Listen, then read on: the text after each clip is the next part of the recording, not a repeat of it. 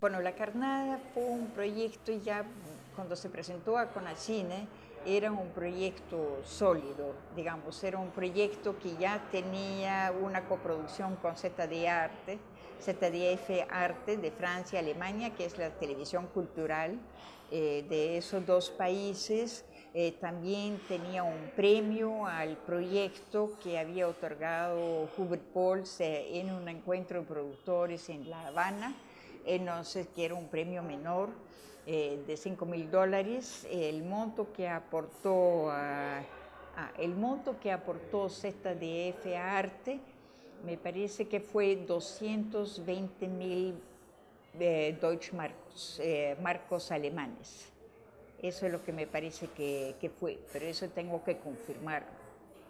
Y después el premio de Conacine complementó de manera que por primera vez trabajé con un presupuesto más o menos con cierta holgura, ¿no? Porque tanto los ronderos como los ronderos había sido como una creación casi colectiva con la Federación de las Rondas Campesinas de Chota, y La Vie es una sola también se había hecho con muy pocos recursos. Entonces fue mi primer presupuesto, en lo cual trabajaron varias, la gente ya con un salario normal, ¿no? Como se merecían, como César Pérez, que fue el director de fotografía. César Pérez es un hombre que ha trabajado también y muchos largometrajes peruanos a sus inicios de la ley de cine, y después se fue a trabajar con San Ginés en Bolivia y se quedó en Bolivia, ¿no? Y ha regresado eventualmente, ha trabajado conmigo tanto para La Vie es una sola como La Carnada.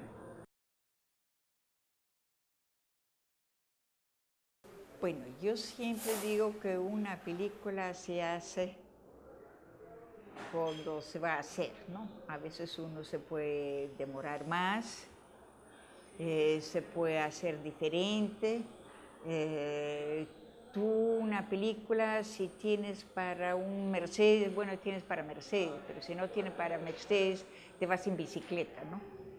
Entonces, La Carnada igual se filmó en 16 milímetros porque los plazos, si hubiera habido una disponibilidad financiera del presupuesto total desde el inicio, se hubiera podido filmar en 35.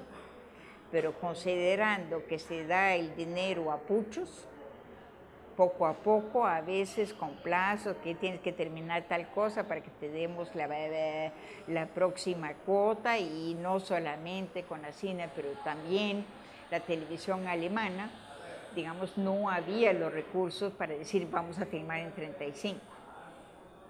Entonces había solamente los recursos disponibles para filmar, y se filmó en Super 16, y después se amplió en Duarte en 35, como era en la época del fenómeno del Niño, con el agua, con la arena, con el mar. Hubo que hacer ajustes después en el montaje negativo, y eso sí se me comió mi sueldo, ¿no? Ahí se fue lo mío. Ahí hubo un desbalance técnico por asuntos técnicos ahí de más o menos $17,000, y eso, con eso, esas son cosas que pasan, no por la mala voluntad de alguien, pero sencillamente son cosas que pasan, ¿no? Entonces ahí hubo un desbalance, y después se estrenó y tuvo un estreno más o menos regular. La cantidad de espectadores que vamos a encontrarlos, pero no fue un boom. Pero yo considero que sí, La Carnada es una película que sí ha durado, ¿no? De todas maneras, como la gran parte en la costa siempre se ve, cuando uno va al norte siempre, pero es una película netamente ligada a la costa peruana, ¿no? Si hubiera podido hacerle sin el apoyo de Conacine, puede ser que sí lo hubiera hecho. No hubiera podido pagar los técnicos ni a los actores ni a los técnicos como les he pagado. Lo más probable es que se hubiera reducido el equipo. También se hubiera reducido, me imagino, la cantidad de actores, siempre tú vas ajustando según los medios que tienes, ¿no? Mientras que considero que en la carnada, gracias al premio de CONACYNE, sí se pudo pagar, sobre todo, sueldos o salarios o honorarios profesionales a todos los que participaron. Se pudo también pagar a todos los que participaron porque era época de niño y en la misma Caletas no había pesca. Entonces no había trabajo. Entonces, digamos, en el Ñuro fue la carnada movilizó todo la Caleta, ¿no? Entonces, para eso también se necesita un presupuesto de jornales, de comida, y eso se pudo hacer gracias a CONACYNE. Yo diría que los técnicos y los pobladores del Ñuro están muy agradecidos al CONACYNE, pero sí hubo problemas en los momentos de desembolso. Eso fue, digamos, eso fue un asunto bien difícil, que siempre se atrasaba, que sí está el cheque, que no está el cheque, que hay que venir personalmente. Yo para recoger el segundo cheque de CONACYNE me fui cruzando, porque ya no había puentes en el norte, me fui cruzando el río, llegué goteando al aeropuerto de Talara y llegué goteando hasta Lima, recogí mi cheque y regresé cruzando el río para ya con el presupuesto para seguir con la filmación, ¿no? Entonces eso se hubiera podido evitar sencillamente con un depósito en el Banco de la Nación.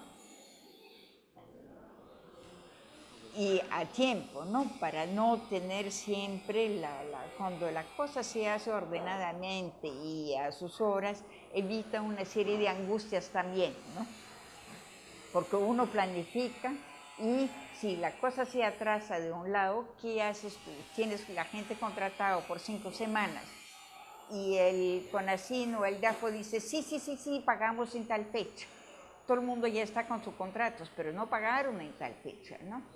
Pagaron después. Entonces ya hay toda una disponibilidad para que eso funcione, tiene que estar en las fechas indicadas, sino de ambas partes, no tanto los informes como lo otro, pero esa es la única manera que eso puede funcionar sin angustias y sin 1000 avatares en la misma producción, ¿no?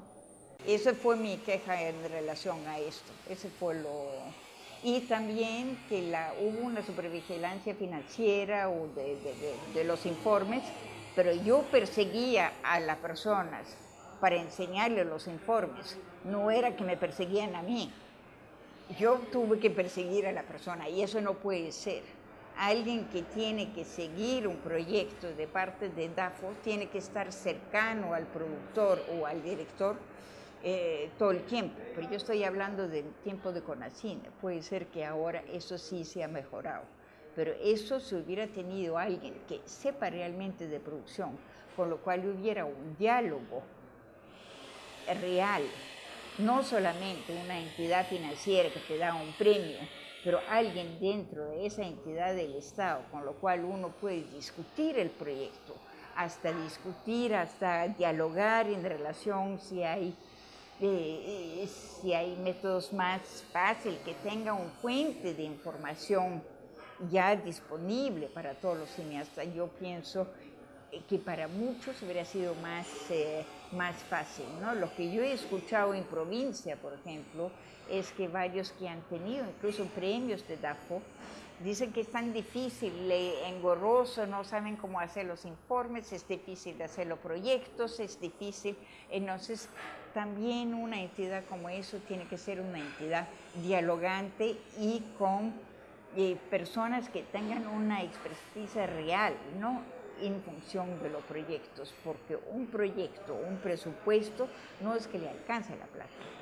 Si uno tiene una suma, hay que hacerla alcanzar, y para eso también hay que conocer lo que es producción, ¿no? Entonces, si uno tiene adelante alguien que dice, sabe que tienes eso, con eso puedes hacer eso, pero con eso no pretendes hacer esto.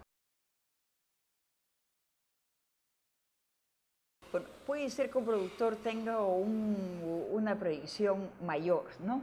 Entonces, siempre ahí puede tener la alternativa A, B o C. Digamos, A puede ser el presupuesto ideal y apuntando, diciendo que voy a tener DAFO, voy a tener fuentes de afuera, voy a tener preventas, etc. Pero si eso no funciona, debería tener un plan B y un plan C. Pero lo que yo estoy diciendo es que un productor que va a concursar a DAFO, debería haber alguien en DAFO, casi como un coach, que uno viene con el proyecto, viene con el presupuesto y tenga con quién dialogar, diciendo yo quiero hacer eso, ¿cómo puedo presentarlo mejor antes del concurso? Debería haber, y eso es algo que me han dicho de provincia también, que ya antes uno podía subir en DAFO, ahora no, hay que tener cita, sí se puede, me han explicado que sí se puede sacar copias de los, porque yo decía, todos los proyectos ganadores deberían estar en línea, en PDF. Es la plata de los contribuyentes, de todos nosotros, que paga los premios de DAFO. Por lo tanto, los que son premiados debería estar el proyecto que uno debería poder cliquearlo y poder leerlo.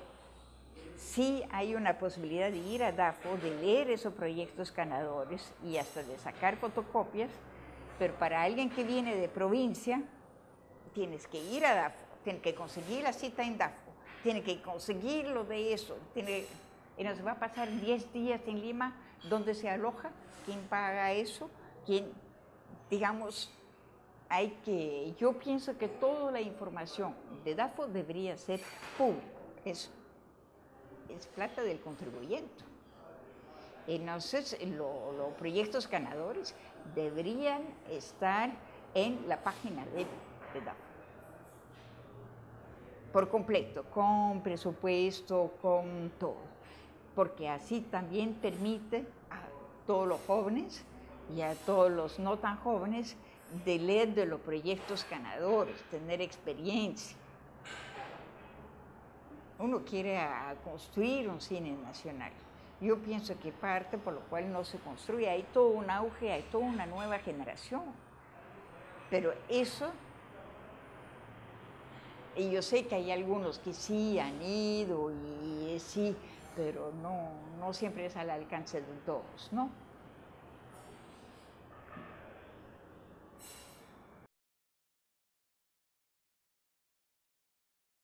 No creo que me ha dado un privilegio. Yo creo que como te digo, yo soy una artesana que para hacer mis propios proyectos he tenido que convertirme en productora. Porque yo empecé a producir mis propios cortos y todo eso a partir del momento que quería tocar ciertos temas. Porque mi filmografía es más temática, ¿no? No sé, yo tengo ciclos temáticos o monotemáticos, como se podría decir, ¿no? Esa es la razón, pero que me haya dado privilegios no lo veo. Le da la posibilidad de concursar y en un concurso uno puede ganar y uno no puede ganar, ¿no? Siempre es así. Yo gané para la carnada, pero y estrené Los Ronderos bajo la ley de exhibición obligatoria, la primera, ¿no? Y yo creo que, por ejemplo, Los Ronderos sí se siguió en sala gracias a la exhibición obligatoria. Sí, y después, no, pero es la posibilidad de concursar. Y en un concurso uno gana, uno no gana, ¿no? Yo creo que más que cuota de pantalla debe haber un derecho de estreno. Un derecho, porque cuota de pantalla es tanto semana para el cine peruano al año. Eso es lo que es una cuota de pantalla. Entonces, lo que dicen los exhibidores es que si no hay suficientemente de producción, lo que uno podría decir que es acumulativo, ¿no? Si este año hay 10 largos y el próximo año hay 20, bueno, lo que no se utilizó en el año anterior se puede utilizar en el año siguiente. Pero cada, cada largo peruano debería tener derecho a estreno en una mínima sala. Y eso debería, porque como son cadenas grandes, a veces es Cineplanet o a veces son diferentes cadenas, pero cada cadena debería tener su turno y su obligación, ¿no? Yo tengo que decir que, por ejemplo, para Dibujando Memorias, el último documental que he hecho, cuando no gané para postproducción, yo corté la película. Yo pensé, por lo menos voy a tratar de meterla en las salas en la televisión, porque no voy a tener los fondos para estreno en sala. Entonces ya tiene 52 minutos, no tiene que 1 hora 15 como lo presenté al concurso, ¿no? Porque el estreno sí también cuesta, digamos, hay que hacer la campaña, hay que hacer, y eso sí debería ser, es pues, cuota de pantalla o obligación de estreno de cada película nacional, o que cada sala tenga la obligación de tener una sala que pase o cine peruano o cine latinoamericano. Esa es otra alternativa, cada multicine una sala cultural. Esta ley, primero hay que ver qué es esta ley. Esta ley es una ley de concursos, que fue una calco y copia de un concurso que se hizo en México, más o menos 6 meses antes de esa ley. Cuando se promulgó la ley, antes de eso, Armando Robles, una serie de otros cineastas habían trabajado varios años en escribir una ley que más o menos era una cosa sólida de apoyo al cine nacional, y después ya vino con Treyes, vino esa copia y calca del concurso, ¿no?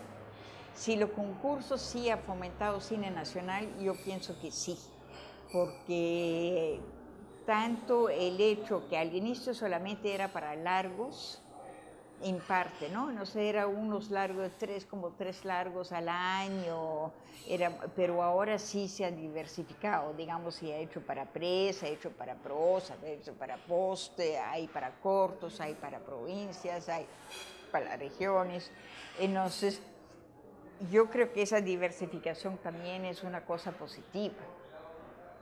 Y de hecho, la única cosa que hay que ver un poco, hay que estudiar si no son cuántas empresas se han favorecido, ¿no? Si no son, hay como un círculo recurrente, ¿no? Que regresa.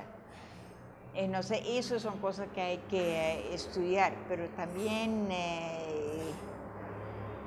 yo creo que sí hay una joven generación, de todas maneras, a partir de todas maneras, desde que hubo los que empezaron con la escuela de cine en Cuba, después los otros que fueron a estudiar a Estados Unidos, que fueron a Argentina, que fueron acá mismo. Yo creo que sí hay una nueva generación de cineastas que no es tan autodidacta como muchos de mi generación, ¿no?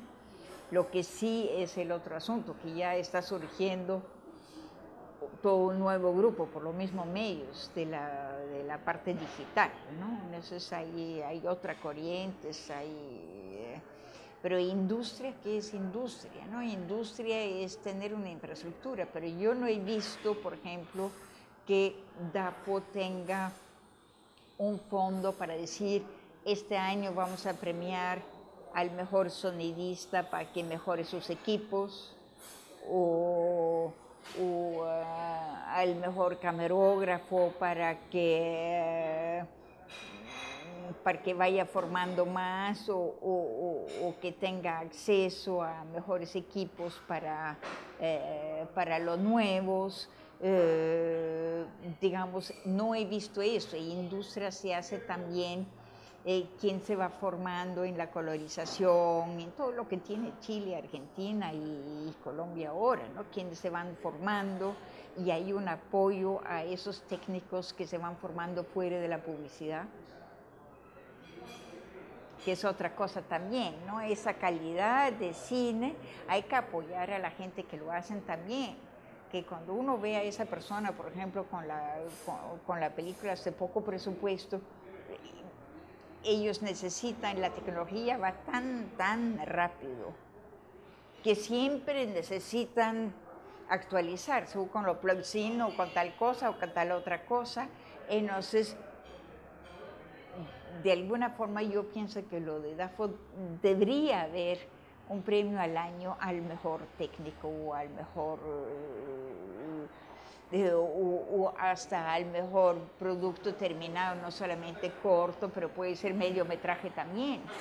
Yo con Dibujando Memorias fue el único que fue en la selección oficial acá de los documentales en el Festival de Cine, pero no tengo ninguna posibilidad ni de presentarlo al premio de los cortos. Mi única esperanza es que TV Perú lo compre. Y si no lo compra TV Perú, algún otro canal de televisión, ¿no? Es no DVD. Entonces eso hay que, si uno quiere formar industria, hay que formar a todos los niveles, ¿no? No solamente las productoras. Hay que ver quiénes son los que hacen también. Y yo pienso que ahí a nivel de cámara, a nivel de sonido, de edición, puede haber premios reales para que esas personas también pueden realmente servir al cine nacional, en contraparte de quizás de taller o en contraparte de otra cosa, pero eso se hace para hacer industria, ¿no? Porque es que los otros han progresado tanto y acá siguen pataleando o siguen llevando las cosas a Argentina u otra parte, cuando hay técnicos que lo pueden hacer.